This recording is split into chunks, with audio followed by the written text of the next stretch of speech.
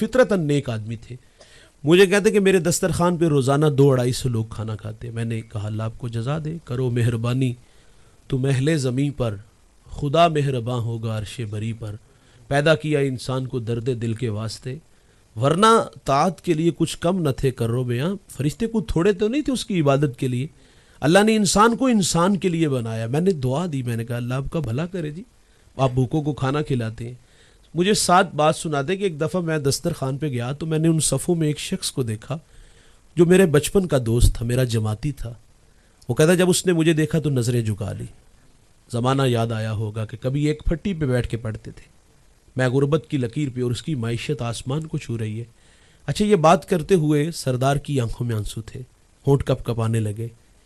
مجھے کہتے اس نے مجھے دیکھ کے نظریں جھکا لی.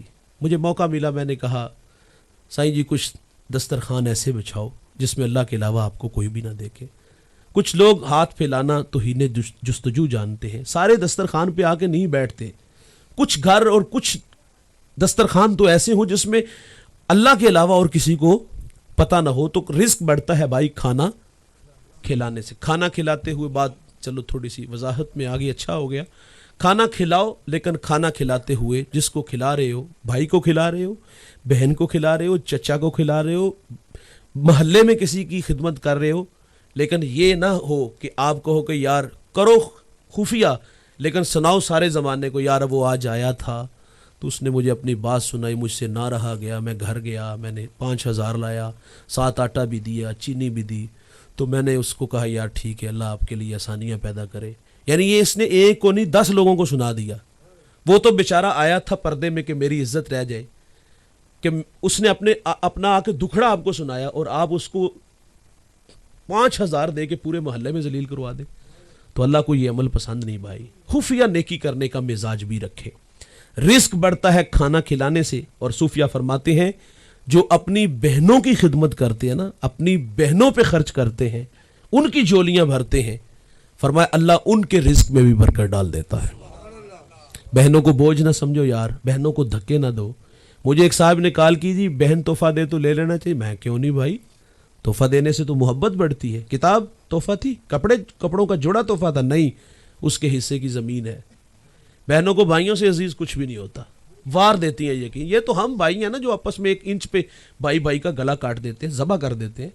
بہنیں تو وار دیتی ہیں. اور دوسری بات یہ بھی ہوتی ہے, یہ بھی ڈر ہوتا ہے کہ اگر ہم نے حصہ مانگ لیا نا تو بھائی بچوں کو نفرت کا درس دے گا. پھوپھی نو منہ نہیں لانا, مر گیا تینوں میرے جنازے تے بھی نہ آن دینا.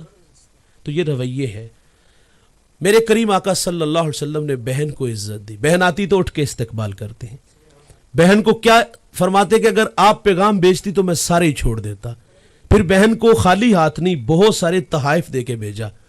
اور پھر صحابہ کو جمع کر کے کیا ارشاد فرمایا. پہلی دفعہ ایسا ہوا ہے میں نے مشورہ نہیں کیا. صحابہ نے کہا مجال بھی کیا ہے. فرمایا اس لیے مشورہ نہیں کیا, آج میرے دروازے پر میری بہن آ گئی تھی.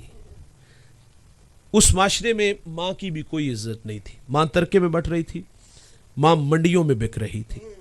میرے نبی نے جنت کو کھینچ کے ماں کے قدموں تلے رکھ دیا. اور عمل رسول اللہ صلی اللہ علیہ وسلم ماں کا ادب کر کے بتاتے. مصلی امامت پہ کھڑے ہیں اور تا حد نظر اصحاب ہیں, آنکھوں میں آنسو آ گئے. یہ مکی دور نہیں مدنی دور ہے. یہاں آداب کی آیتیں اتر چکی ہیں. یہاں صحابہ کتار اندر کتار کھڑے ہیں.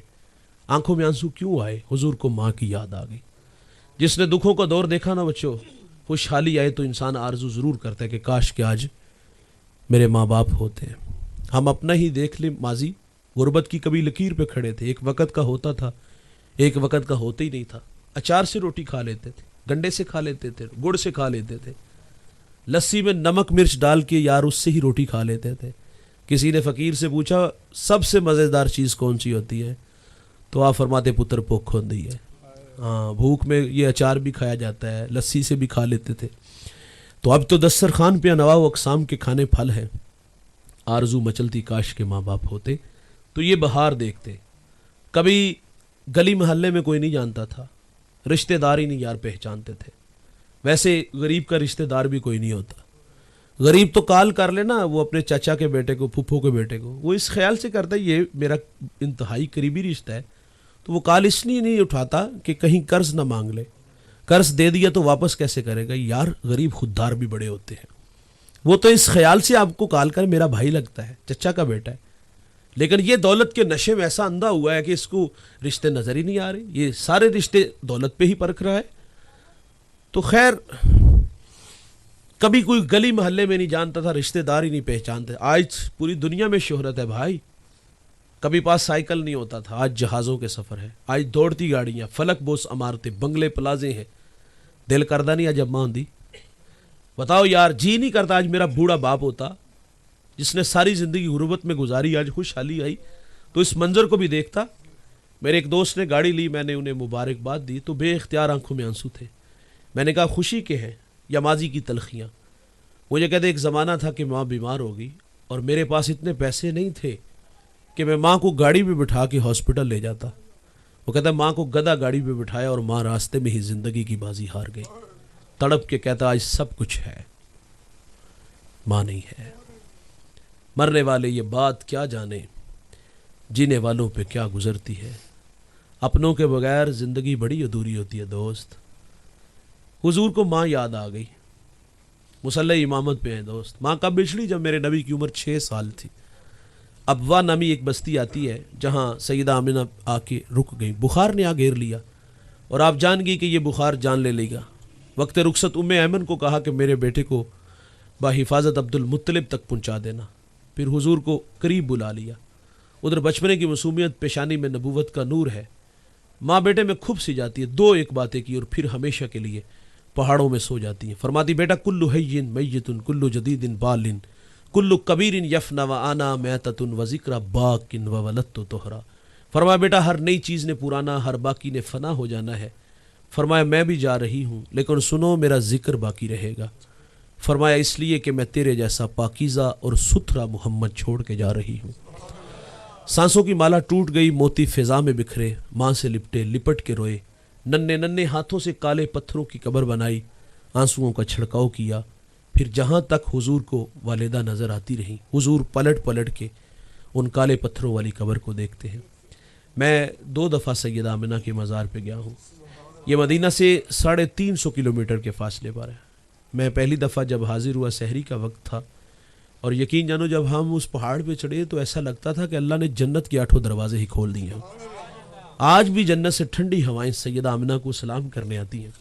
ہم وہاں سے رخصت ہونے لگے تو میں نے دوستوں سے کہا کہ آج ہم بھی جس طرح حضور ماں سے بچھڑے تھے اور پلٹ پلٹ کے ماں کی قبر کو دیکھا تھا، میں نے کہا آج اسی ادا کو پیش نظر رکھ کے ہم یہاں سے گزریں گے۔ وہ گزرے تو تھے ہم وہاں سے لیکن تڑپ گئے جب پہلی دفعہ پلٹ کے دیکھا تو حضور کا بچپنے کا وہ 6 سال کا زمانہ یاد آیا کہ جب ساتھ ایک ایمن تھی اور ماں کی قبر اپنے ہاتھوں سے بنائی۔ عمر بالکل چھوٹی سی ہے، جب پلٹے تو پلٹ کے دیکھا تو حضور کی کیفیت کیا ہوئی ہوگی۔ ہماری مقام بدر تک ہچکیاں اور سسکیاں تھمنے کا نام ہی نہیں لے رہی تھی۔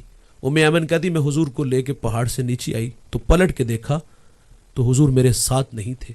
فرماتی میں جلدی سے پھر پہاڑ پہ چڑھی تو میری آنکھیں کیا دیکھتی ہیں، حضور ماں کے سرانے کھڑے ہیں اور وہاں کھڑے ہو کر کہہ رہے تھے امی جی آپ تو جانتے ہو کہ میرا اس دنیا میں آپ کے سوا کوئی بھی نہیں ہے۔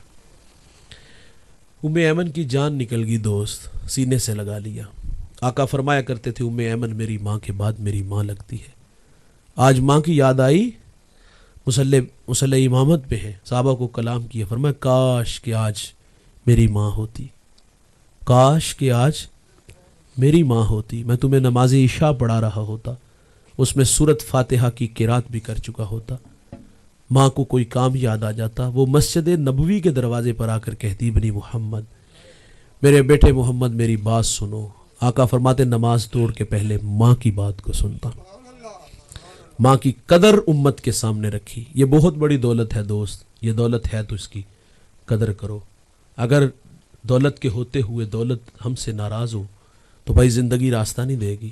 آج وقت ہے ان سے لپٹ جاؤ، ان کے قدم چھو لو، ان سے معذرت کر لو۔ یہ نالائکی ہے یار، ہم یہ کہتے کہ جمن تو لے کے ہون تک جن نے احسان کیتے نے وہ بدلہ لے لو، ایک رات کا بھی بدلہ نہیں دے سکتے۔ آج دیکھ کے رستہ نہ بدلو یار، یاروں کو دیکھ کر تو بازو پھیلاتے ہو یار، بوڑھے باپ کو دیکھ کر باہیں پھیلاؤ یار۔ آج معذرت کر لو، کل قبروں سے لپٹ کے رونا پڑے گا، پھر فائدہ کوئی نہیں ہوگا۔ تو میرے نبی نے ماں کی تکریم امت کے سامنے رکھی. اس معاشرے میں جہاں ماں کی عزت نہیں تھی، بیوی کے ساتھ کیا سلوک تھا؟ بیوی کو پاؤں کا جوتا خیال کیا جاتا تھا.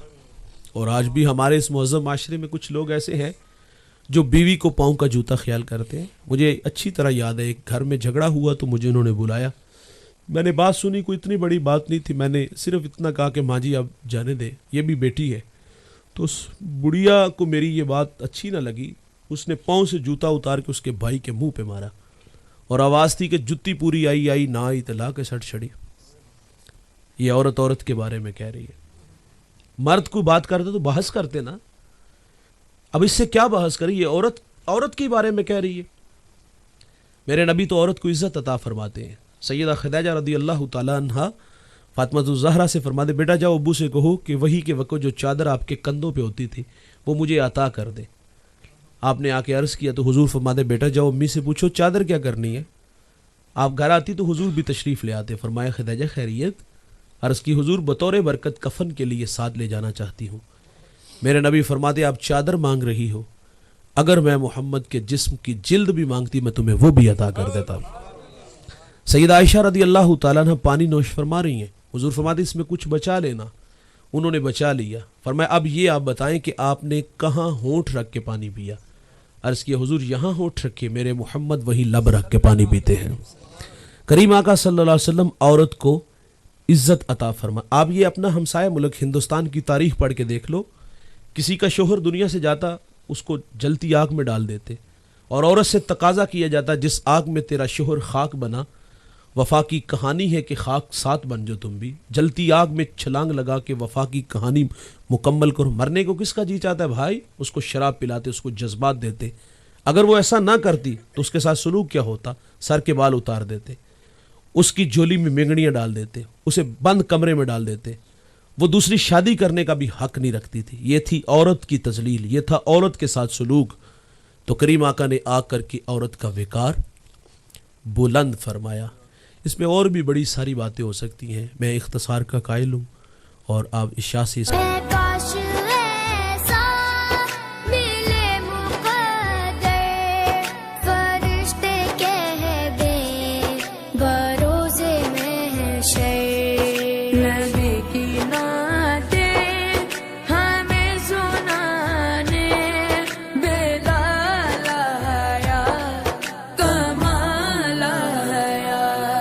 نبی کا نام پر جو ذکر